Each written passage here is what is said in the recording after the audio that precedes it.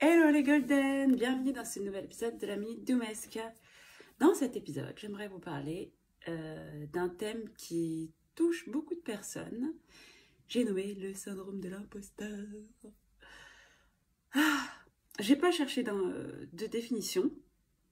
Je vais juste partager ce que c'est en fait pour moi, en fait, comment ça se traduit.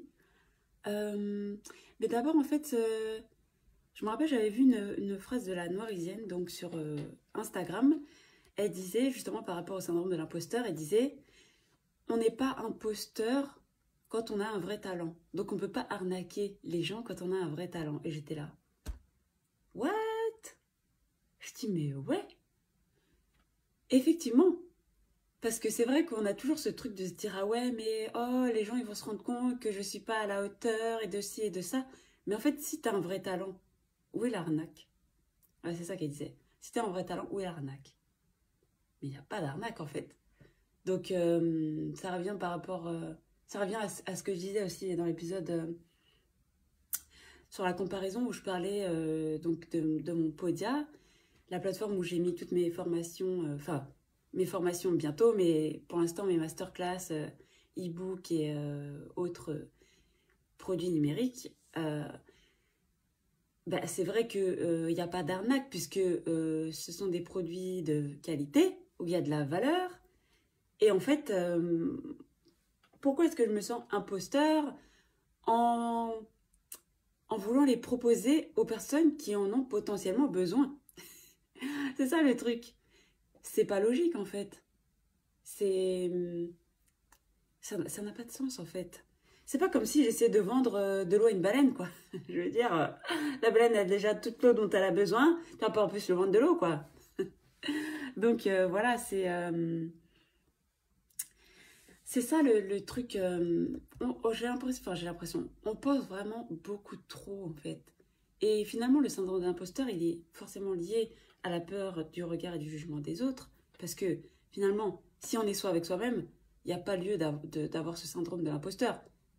Puisque ça va toujours être le jugement de quelqu'un d'autre qui va te dire « Ah, mais toi, t'es un imposteur parce que tu dis que tu fais ça alors que c'est faux. » Mais qui va venir me dire « Ah oui, mais toi, tu dis que tu sais dessiner, mais c'est faux. » Ah bon? Ah bon? Ah, c'est faux. Ah, pardon. Ok. Ouais, je suis auteur BD. Ah bon, c'est faux. Ah bon? Ben, j'ai fait une BD pourtant. Hein. Tu vois? Enfin, voilà. C'est pas faux. C'est vrai, ça existe. C'est palpable. Voilà. Peut-être que j'aurais pu me sentir imposteur avant de l'avoir fait, même si au final, j'ai toujours eu des BD. J'ai un carton de BD comme ça, là, où j'ai toutes mes BD depuis que je suis toute petite. Depuis les toutes premières BD, je crois que je devais être en maternelle parce que ma sœur était au scénario à l'époque. Donc, ouais, quelqu'un va me dire, ah, t'es pas... Bon, après, c'est vrai que j'utilisais pas le terme auteur BD parce que là, ça sous-entend que c'est un métier, mais cependant, j'ai toujours fait de la BD. Donc, quelqu'un qui allait me dire, bah, c'est faux, t'as pas fait de BD, bah, elles sont là, les BD, en fait. Tu vois, elles sont palpables, tu peux les lire. Donc, voilà. Et c'est ça, en fait, le truc, c'est que souvent, le problème aussi, c'est qu'on va associer notre valeur à ce qu'on fait.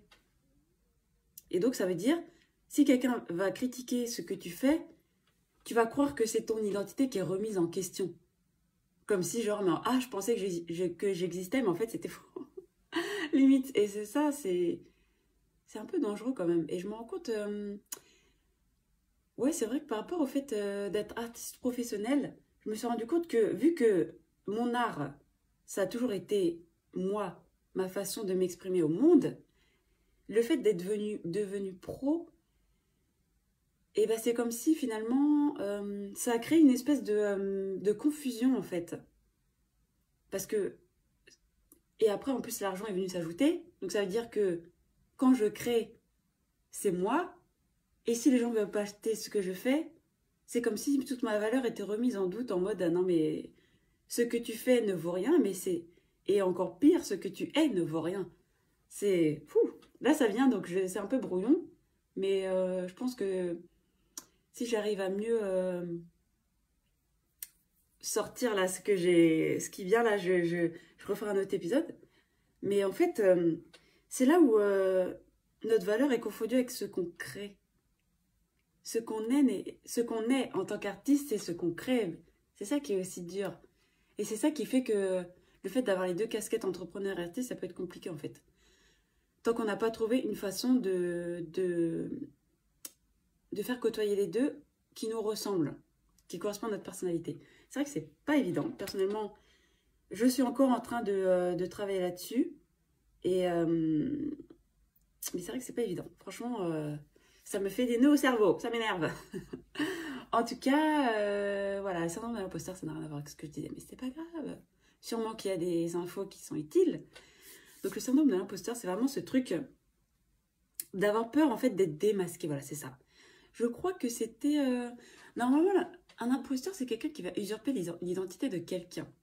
Donc c'est comme si, par exemple, là, je vais me dire, ah, mais moi, je suis artiste professionnelle, et qu'en fait, j'ai que fait des trucs dans mon salon, quoi, que j'ai jamais, par exemple, vendu des œuvres, ou que j'ai jamais même exposé mon travail, j'ai jamais montré mon travail à qui que ce soit, je fais mon truc dans mon salon, et que je dis que je suis professionnelle. Oui, là, il y a un petit souci, mais bon, c'est pas... Est-ce que c'est être imposteur à ce niveau-là? C'est pas si grave, on va dire, de... Il n'y a pas mort d'homme, hein, donc voilà. Mais c'est vrai que c'est se faire passer pour quelqu'un qu'on n'est pas. Et c'est vrai que je pense que j'ai peut-être ce truc-là par rapport au fait de me dire coach d'artiste, créatif coach, comme je dis. Euh, mais après, c'est vrai que ce terme coach, pendant longtemps, je me disais, je veux pas l'avoir parce que j'ai l'impression que c'était tellement rigide et qu'il fallait correspondre à certains critères, alors que pourtant j'ai un diplôme en PNL, hein, donc j'ai fait une formation en PNL et j'ai le diplôme. Mais c'est vrai que je pensais que ça m'aiderait à me sentir légitime. Au final, j'étais en mode, mais c'est un truc en carton, c'était une formation en ligne, ça compte pas. Alors que, bah si, parce que j'ai appris des trucs dans cette formation. J'ai appris des trucs que j'ai moi-même mis en application dans ma vie et que je peux aider des gens avec. Donc c'est pas être un imposteur. Mais c'est vrai que ce terme de coach,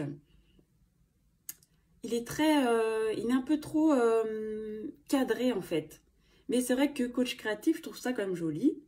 Après, bon, euh, parce qu'accompagnant, c'est trop long en fait. Donc voilà. C'est vrai que moi, c'est plutôt à ce niveau-là qui se joue ce syndrome de l'imposteur. Parce que par exemple, en tant qu'artiste, bah, je fais des illustrations, je fais de la BD. Donc ça, voilà, ça va. Et après, en tant que coach, c'est vrai que là, je me dis, ah, mais est-ce que...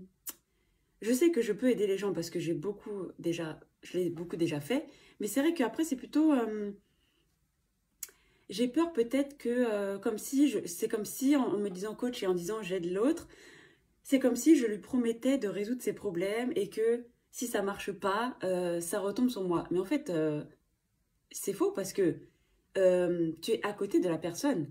Tu l'aides, tu l'accompagnes. C'est pas toi qui fais pour lui, en fait. Si l'autre personne ne fait rien, ne s'engage pas, si ça réussit pas, c'est lui, en fait. Parce que toi, tu donnes ce que tu as donné en tant qu'accompagnant, en tant que coach.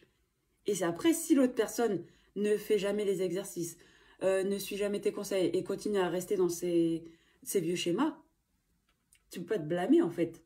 Je suis en train de me parler, à la limite. On peut pas se blâmer si l'autre personne ne fait pas sa part du travail. C'est 50-50. Chaque personne fait une partie du chemin.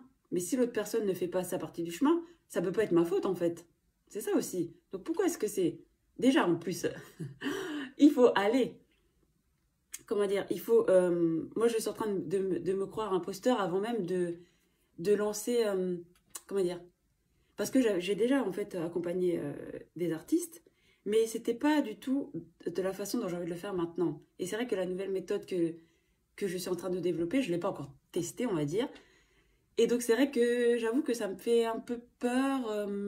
J'apprends un peu, je me dis, ah, mais est-ce que je serai à la hauteur? Est-ce que je vais pouvoir donner à mes clients ce dont ils ont besoin? Alors que je sais que oui, parce que j'ai une façon de faire et de parler qui fait qu'en quelques phrases, je peux aider quelqu'un.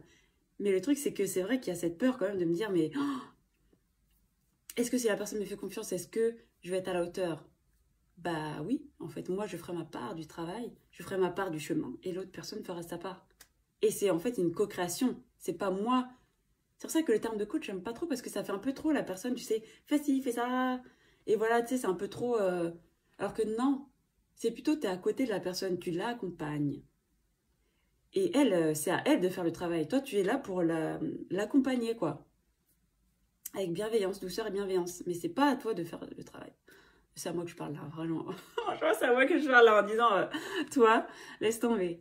Ah, j'avais un truc à dire, mais j'ai complètement oublié.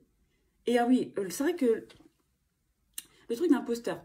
Alors, je me sens pas imposteur à ce niveau-là, mais c'est vrai qu'il y a un truc qui me pose problème, en fait, c'est à chaque fois qu'on vient que les gens veulent travailler avec moi et qu'ils me demandent mes prix. Et je suis en mode, oh non, et pourquoi encore il faut demander des prix? Ça m'énerve de devoir défendre après mes prix et que les gens pensent que je suis trop chère alors que pourtant je connais la valeur de mon travail, donc je vais jamais descendre en dessous des montants que j'ai fixés, en fait. Mes tarifs sont mes tarifs. C'est hors de question que je descende en dessous parce que je connais la valeur de mon travail. Donc déjà ça, mais c'est vrai qu'il y a toujours ce moment de gêne où ah mais non, l'autre personne va croire que je veux l'arnaquer. Il y a toujours quand même ce truc, hein. Je crois que je vais faire un épisode sur l'arnaque. Qu'est-ce que ça veut vraiment dire? Parce que c'est quand même, ça revient quand même souvent. C'est assez, ça me pose question. Donc voilà. Et sinon, ben voilà, je pense que c'était tout sur le syndrome de l'imposteur. N'hésitez pas en tout cas à me dire en commentaire si vous avez des expériences par rapport à ça et que vous avez envie de partager. Voilà, merci à vous de m'avoir écouté et à bientôt dans le prochain épisode.